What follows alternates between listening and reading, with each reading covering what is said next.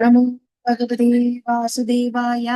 शुक्लांबरधरं विष्णुं शशिवर्णं चतुर्भुजं प्रसन्नवदनं ध्यायेत् सर्वविघ्नोपशान्तये। गुरवे सर्वलोकानां विषजे भवरोगिणां निधये सर्वविद्यानां दक्षिणामूर्तये नमः। जन्माद्यस्य यतोऽन्वयातितरतच्चार्तेष्वभिघ्नस्वराट् तेने ब्रह्मकृताय आदिकवये मुह्यं धियत्सूरयः।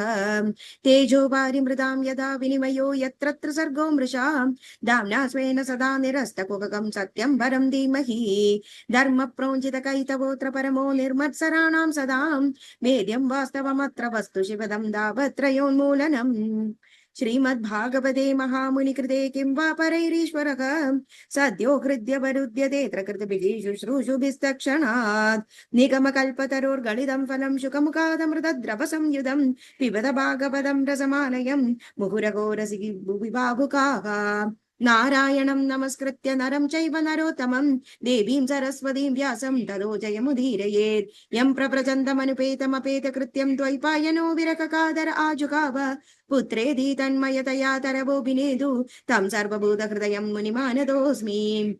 यस्वानुभावमखिल श्रुतिसारमेघम् अध्यात्मदीपम् अतितीर्षदां तमोदं संसारिणां करुणयाक पुराणगुह्यं तं व्याससूनुमुपयामि गुरो मुनीनां। मूकं करोति वाचालं पङ्गुं लक्ष्यते गिरिं यत्कृपातमकं वन्दे परमानन्दमाधवं।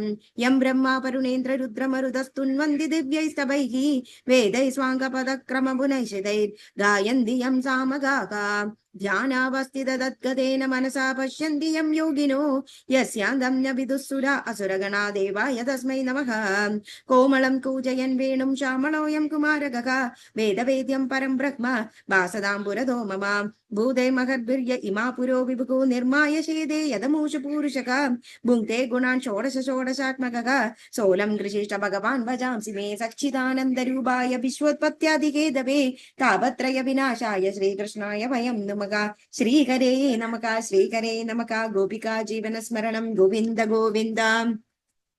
अद एकोदशोऽध्यायः। अद एकादशोऽध्यायः। मैत्रेय उवाच निशम्य गदा तामेवं ऋषीणां धनुषि ध्रुवः संदत्तेऽस्त्रमुपस्पृश्य यन्नारायण निर्मितं सन्धीयमान एतस्मिन् माया गुह्यक निर्मिताः क्षिप्रं विनेशुर्विदुर क्लेशाज्ञानोदये यदा तस्या शास्त्रं धनुषि प्रयुज्ञतः सुवर्णपुङ्का कलहं सवाससः विनिस्मृता आविविशुर्द्विषद्बलं यदा वनं भीमरवाशिकण्ठिनः तैस्तिग्मग्धारै प्रदाने शीलिमुखै अस्तिदस्तः पुण्यजना उपद्रुताः तमभ्यधावन् कुपिता उदायुधाः सुवर्णमुन्नद्धस्फणा इवाहयः सदान् पृच्छत्कैरभिधावतो मृते निकृत्तबाहुरुशिरोदरोदरान् निनाय लोकं परमर्कमण्डलं व्रजन्ति निर्भिद्य यमुद्वतेतसः तान् हन्यमानानभिवीक्ष्य गुह्यगा नानाङ्गश्चित्ररथेन भूरिशः औतानपादिं कृपया पितामहो मनुर्जगादोपगतः सहर्षिभिः मनुरुवाचाम् अलं वत्सातिरोषेण तमोद्वारेण पाप्मना येन पुण्यजनानेतान् अवधीस्त्वं मनागसः नास्मत्कुलोचितं तात कर्मैतत्स्वग्भिर्गर्हितं वदो यदुपदेवानाम् आराद्धस्ते कृतैसनाम् अन्वेकस्यापराधेन प्रसङ्गात् बहवो हताः भ्रादुर्वदाभिदप्तेन त्वयाङ्गभ्रातृवत्सल नायं मार्गो हि साधूनां ऋषिकेशानुवर्तिनां यदात्मानं परागृह्य पशुवद्भूतवैशसं सर्वभूतात्मभावेन भूतावासं हरिं भवान् आराध्या बधुराराध्यं विष्णोत्सल्परमं पदं सत्वं हरेरनुद्याद सत्त्वत्पुंसामपि सम्मतः कथं त्ववदं कृतवानन् अनुशिक्षन् सदा व्रतं तिदिक्षया करुणया मैत्रा चाकिल्यज्जनजन्तुषुः समत्वेन च सर्वात्मा भगवान् सम्प्रसीदति सम्प्रसन्ने भगवती पुरुषप्राकृतैर्गुणैः विमुक्तो जीवनिर्मुक्तो ब्रह्मनिर्वाणमृच्छति भूतैर्पञ्चभिरारब्धैर्रोषयेत् पुरुष एव हि तयोर्व्यवायस्तम्बुधिर्शोधेत् पुरुषयोरिह एवं प्रवर्तते सर्गः स्थितिः संयम एव च गुणव्यधिकराद्राजन् मायया परमात्मनः निमित्तमात्रं तत्रासीन् निर्गुणः पुरुषर्षभः व्यक्त अव्यक्तम् इदं विश्वं यत्र भ्रमति लोकवत् स खल्विदं भगवान् कालशक्त्या गुणप्रभाकेण विभक्तवीर्यक करोत्य कर्तैव निकन्द्य हन्त चेष्टा विभूनः खलु दुर्विभावयाः सोऽनन्दोन्दरकरः कालो नारीराधिकृतव्ययः जनं जनेन जनयन् मारयन् मृत्युनान्दगम् न वै स्वपक्षोऽस्य विपक्ष एव